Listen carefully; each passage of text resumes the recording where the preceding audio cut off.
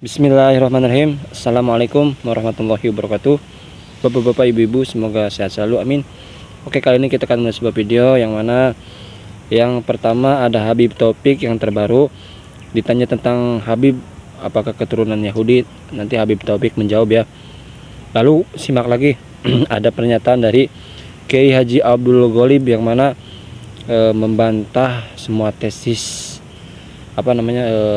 Gus Wapiyah. Intinya katanya Habib itu bukan cucu Nabi ya. Ini menurut Kiai Haji Abdul Ghalib. Mau disimak sampai akhir, please. Kita ke videonya. Apalagi habaib ini Yahudi, jangan percaya. Apalagi habaib ini Yahudi, jangan percaya. Lelucon saudara ya, lelucon, tapi bisa mendengarkan nasihat-nasihat dari orang-orang yang merasa dirinya tidak punya apa-apa, tapi sebetulnya sangat berjasa. Ada Al-Habib Abdullah bin Husain bin Tahir. Waalaikumsalam warahmatullahi wabarakatuh. Kenapa kami harus mengatakan dan tidak mempercayai bahwa nasab Habib itu bersambung kepada Ahlul Bait, yang bersambung kepada baginda Nabi besar Muhammad sallallahu alaihi wasallam? Karena kami sudah melakukan penelitian dan kajian begitu. Sehingga kami menyimpulkan melalui penelitian ilmiah bahwa para habaib ini bukan keturunan baginda Nabi besar Muhammad sallallahu alaihi wasallam, sebagaimana berikut. Yang pertama, para habaib ini gagal dalam metode penetapan nasab atau yang disebut turuku isbatin nasab. Turuk isbatin nasab itu ada yang memakai ar-ruq'ah, yaitu khattun nasabah. Di sini ada 3 kategori kegagalan dalam memakai metode khattun nasabah ataupun ar-ruq'ah.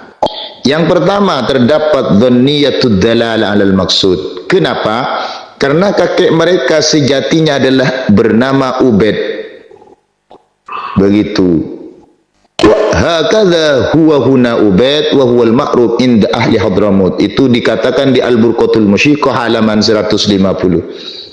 Lalu Ubaid ini difaham sebagai Abdullah dengan mentakwil Ubaid dengan Ubaidillah agar mirip dengan Abdullah. Ini pun tanpa dasar sumber dan data apapun, hanya melalui pahaman dan melalui takwilan. Oleh sebab itu ini dikatakan dhanniyatud dilalah, yang dapat menggagalkan khattun nasabah. Itu kegagalan yang pertama. Ditambah lagi terdapat mukhalafatun lil usul. Dari abad 4 sampai abad 9 tidak ada satu kitab pun yang menerangkan bahwa Ahmad Al-Aba itu punya putra yang bernama Ubaid atau Ubaidillah. Bahkan ada kitab dasar yang meringkas putra Sayyid Ahmad Al-Aba. Di kitab Asy-Syajaratul Mubarakah itu hanya 3 putranya, yaitu Ali, Muhammad dan Husain. Sebagaimana di Asy-Syajaratul Mubarakah halaman 111 itu bisa dibaca. 3, terdapat al-illatul qadihah. Yang ini nampak sekali. Yang pertama, illatul qadihahnya adalah zahirah, yaitu terdapat keterputusan riwayat selama 550 tahun. Yang kedua, khafiyah, saat memaksakan Ubaid pada Abdullah yang telah terdeteksi anak Ahmad terbatas hanya 3 orang. Ini semua bisa dilihat di kaedah kitab nasab di Muqaddimat fi Ilmil Ansab halaman 58. Terus metode yang kedua adalah asyuhrah wal istifadah. Di sini juga melalui metode asyuhrah wal istifadah, nasab klan habaib ini gagal juga Sebab verifikasi dari asyuhrah itu terdapat dua perpaduan antara perkataan ulama ahli fikih dan ahli nasab. Dalam ilmu fikih, kemasyhuran itu harus tuluz zaman dan adamur raibah. Bisa dilihat itu di kitabnya Ar-Rawiyani di dalam menafsiri perkataannya Imam Asy-Syafi'i tentang syuhra wal istifadah. Kitabnya namanya Bahrul Madhab, jilid 14 halaman 134. Ulama nasab mengertikan tuluz zaman dengan bihaisu ya'rifunahum bisiyada fi jami'il ajyal, terkenal sebagai sayyid dalam setiap generasi. Ini bisa dilihat di dalam kitab Al-Mu'qibun halaman 13. Ternyata satu, nasabnya Ba'alawi ini kakek moyangnya tidak pernah dikenal sebagai sayyid mulai dari abad 4 sampai abad 10. Ya. Yang kedua, syuhra wal istifadah itu harus ada mustahdisatin tammat tazkif alaiha. Ini masuk keharusan kata fikih itu tuluz zaman. Keharusan kata fikih itu tuluz zaman. Ini juga bisa dilihat di Muqaddimat fi Ilmil Ansab halaman 59. Ternyata nasab Ba'alawi baru terbentuk dan terstruktur setelah pengakuan tak berdasar dari Syekh Ali As-Sakron di halaman 150 tersebut. Yang sebelumnya itu sunyi, tidak pernah terdengar sama sekali sebagai keturunan Nabi. Begitu. Yang ketiga, harus qat'iyatud dilalah alal maksud. Jadi syuhra wal istifadah itu harus qat'iyatud dilalah alal maksud, bukan yang dhanniyatud dilalah. Kita tahu bahwa pemahaman Ubaid kepada Abdullah dan melalui takwil bahwa Abdullah itu mentasghir namanya, itu namanya dhanniyatud dilalah. Yang keempat, harus alla yakuna laha ma yu'ariduha min ri'ati qat'iyatid dalalah. Ini juga terdapat di Muqaddimat fi Ilmil Ansab halaman 59. Sedangkan nasab Ba'alawi terdapat perbedaan data dengan kitab yang lebih tua. Ada ri'ah qat'iyah yang menghalangi kesyuhruannya. Ada ketidakvalitan di dalam qat'iyatud dilalah karena sudah dhanniyatud dilalah. Begitu. Dan ini ada ma yu'ariduha seperti Asy-Syariatul Mubarakah yang meringkas putra Ahmad ada 3, hanya Ali, Muhammad dan Husain. Tidak ada kitab yang bisa didatangkan oleh para habaib yang lebih tua dari Asy-Syariatul Mubarakah, yaitu di abad 6 atau abad 7. Begitu. Sehingga di Asy-Syariatul Mubarakah mengatakan amma Ahmad al-Abah fa'aqibuhu min salasati banin, Muhammad Abu Ja'far bin Rai wa Ali bin Ramlah wa Husain aqibuhu bin Naisabur.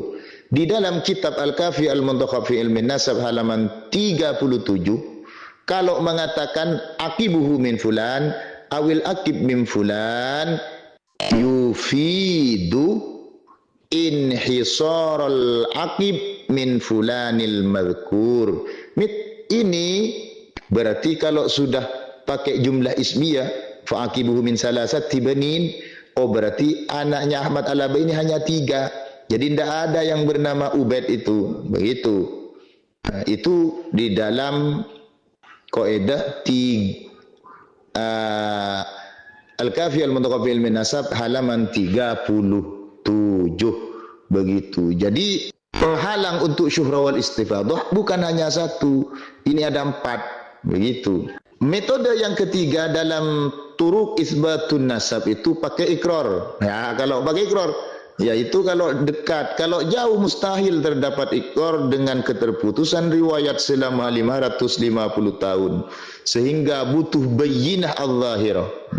Karena pasti terjadi mani ilmi atau mani tarihi, sebagaimana telah diterangkan di dalam Muqaddimat fi Ilmil Ansab halaman 60. Metode yang keempat adalah al-bahsul ilmi. Ini juga semakin jauh ini di sini juga. Mustahil juga setelah terputusnya riwayat selama 550 dan terjadinya pencangkukan Ubaid ke Abdullah dan telah tertentunya anak Ahmad al-Abah pada 3 anak yang disebutkan di dalam kitab Asy-Syajaratul Mubarakah tersebut. Kesimpulannya, nasab Ba'alawi ini telah gagal melalui turuq thubutin nasab, sehingga dikatakan dalam kitab Rasail fi Ilmil Ansab halaman 101, wa yasbutun nasab bil alamatil wadihat wa bil bayyinatis sabitat wa la yasbutu bisyubuhat. Nasabnya Ba'alawi ini bukan hanya syubhat, jelas batal, begitu, melalui metode-metode yang di atas tadi. Yang kedua, gagal secara kajian ilmu sejarah karena terdapat 4 kejanggalan. Yang pertama, kejanggalan dalam tahun hijrahnya dari Basrah ke Hadramaut. Sebagaimana telah maklum bahwa mereka Ahmad al-Muhajir dengan putranya Ubaidillah, kakek Ba'alawi, hijrah bersama Muhammad bin Sulaiman, kakek dari Bani al-Ahdal. Sedangkan kakek Bani al-Ahdal yang bernama Muhammad bin Sulaiman itu hijrahnya di tahun 540-an Hijriah. Dan mereka Ba'alawi mengaku hijrah tahun 317, padahal mereka sepakat di dalam sejarahnya bahwa mereka hijrah bersama. Bisa dilihat itu di Al-Masyra'ur Rawi, Walul Bahuddawi, Syarhul Ainiyah, Khulasatul Asar, Tabaqatul Khawas, Turasu A'lamiz Zaman, dan lain sebagainya. Yang kedua, kesangsian sejarah dalam gelar Ahmad al-Abah yang menurut mereka bergelar Al-Muhajir, padahal gelar itu baru muncul di abad 12 yang dipopulerkan oleh kitab Syarhul Ainiyah. Padahal Ahmad al-Abah hidup di abad 4 atau abad 3. Yang ketiga, mereka menganggap kakek mereka populer sebagai imam, faqih, muhaddis, dan pemimpin tasawuf mulai dari Ubaidillah sampai Muhammad Faqih al-Muqaddam. Padahal pada kenyataannya mereka sama sekali tidak dikenal ketokohannya, bahkan bisa dianggap tokoh fiktif, karena semua tokoh mulai dari fuqaha, muhaddisin, ahlut tabaqat, ahlut tawarikh, ahli nasab, baik yang ada di Yaman atau di luar Yaman, mulai abad 4 sampai abad 8, tidak ada satupun yang menyebutkan nama-nama mereka. Bisa dilihat di Al-Kamil fit Tarikh, karya Ibnul Asir, Siyar A'lamin Nubala, karya Imam Az-Zahabi, Tabaqatus Syafi'iyah, karya Ibnu Katsir, Tabaqat Fuqahaul Yaman, Tabaqatu Fuqahail Yaman, karya Ibnu Samurah, Turfatul Ashab, karya Umar Ar-Rusuli, dan lain sebagainya. Itu tidak pernah menyinggung mereka, padahal tokoh, kalau ceritanya ini tokoh historis, tokoh besar luar biasa, mustahil mereka tidak menyebutkan begitu. 4 kuburan Ahmad al-Muhajir dan Ubaidillah yang dikatakan wafat di abad 4 ternyata tidak pernah terlacak dan ditemukan selama 5 abad, baru ditemukan melalui kasyaf. Katanya melihat sinar dan bau harum di Husyaisyah, itu di abad 9 baru diperkenalkan, bukan ada.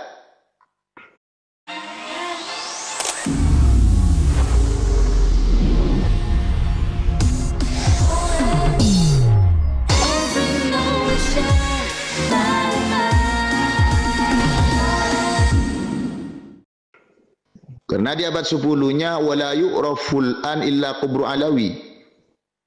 Begitu. Yang masih berbeda pendapat. Ada yang mengatakan di Husyaisyah, ada yang mengatakan di Qoroh Jazid. Begitu.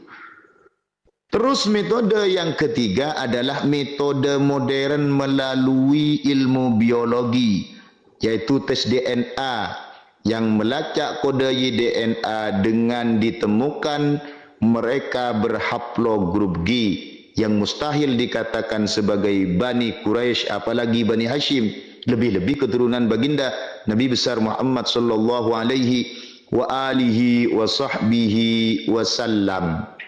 Alhamdulillahirrahmanirrahim.